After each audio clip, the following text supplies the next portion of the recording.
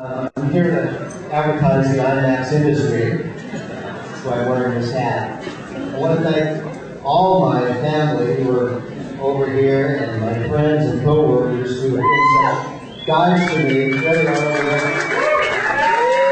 They've been supporting my conservation efforts over the past years. In fact, Barbara, my wife, was here, gave me some advice before I came up here. She knew I was nervous and apprehensive about addressing this important audience. She said, don't be too apprehensive. Don't try to be smart. Don't try to be funny. Just be yourself. And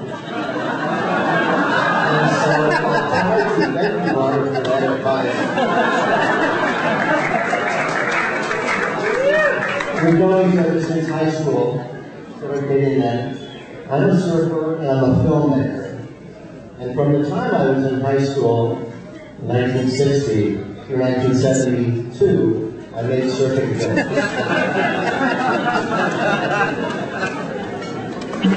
When I narrate those films on stage with Jim Freeman, it's going to be free and easy, I'd wear these funny-looking shoes, and I'm wearing those shoes in honor of those surfing films.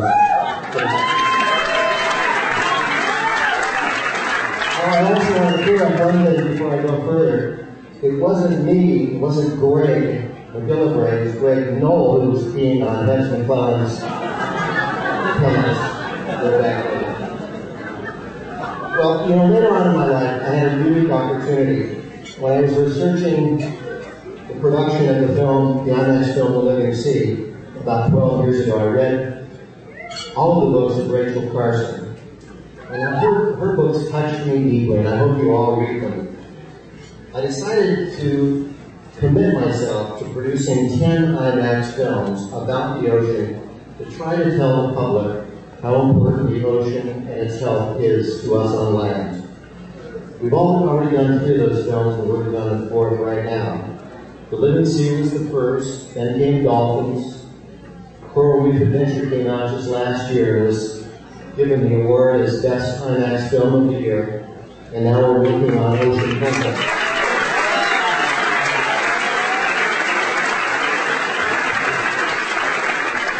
Now, let me tell you something about why I decided to take the biggest financial risk in my life and invest heavily in Coral Reef Adventure. In 1998, a disastrous event happened for all surfers. El Nino conditions coupled with global warming caused 27% of the coral reefs in the world to die. These reefs help produce some of the best waves in the world, and they also are homes to many sea creatures. They provide protection to islands and people, and they can find cures for the pharmaceutical industry on reefs. These natural habitats, coral reefs, are more important to world ecology, scientists say, than even the rainforests. I was so disturbed that the reefs would be gone in 30 years, as scientists said. So I mounted the biggest expedition we've ever done, even bigger than our Everest film expedition years ago. We began a 10-month journey across the South Pacific, covering 6,000 miles. Our team took over 2,000 dives to study the reefs. We shot more film than ever has been shot for an IMAX film, over 100 miles. It cost a lot of money, but my goals were simple. Number one, I was trying to get people to fall in love with the reefs.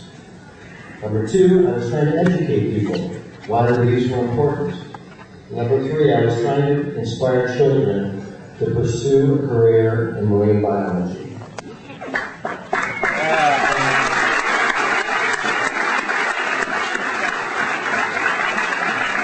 What I've been trying to do, and others are trying to do it as well, is like Jacques Cousteau. He opened up everyone's eyes to the value of the ocean.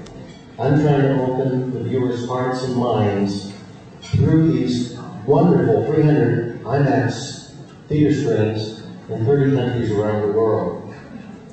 And I think we're succeeding. The 3 films that we've produced already have been seen by 40 million people, and countless children have written to me and told me that they want to pursue a career in marine science.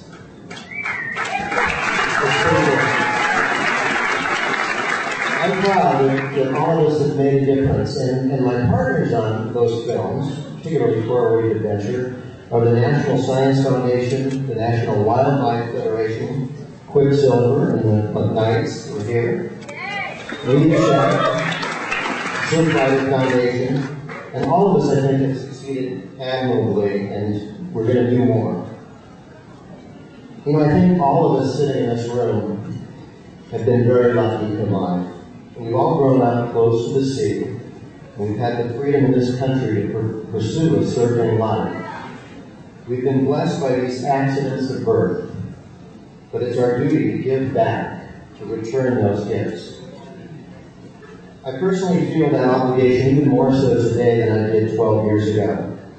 And as Bill Clinton said, the great power of our country through history has not been in the power of our weapons, but in the power of the example that we hold out to others. When every surfer walks in from a great surf, like I did this morning at the Elias Lagoon,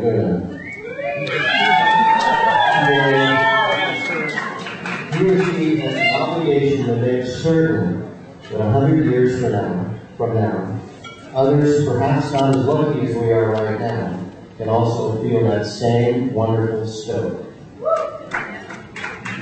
An environmentalist and the founder of the Sierra Club, David Brower, who just passed away, would often end his speeches with a quotation from Goethe. And I'll follow his wonderful example. Whatever you can do, or dream you can do, begin it. Boldness has genius, power, and magic in it. There's also magic in everyone here in this room. Listen to that magic and let it out. And help me and all the conservation groups around the world help save the reefs and the health of the world ocean. Thank you for giving me this honor.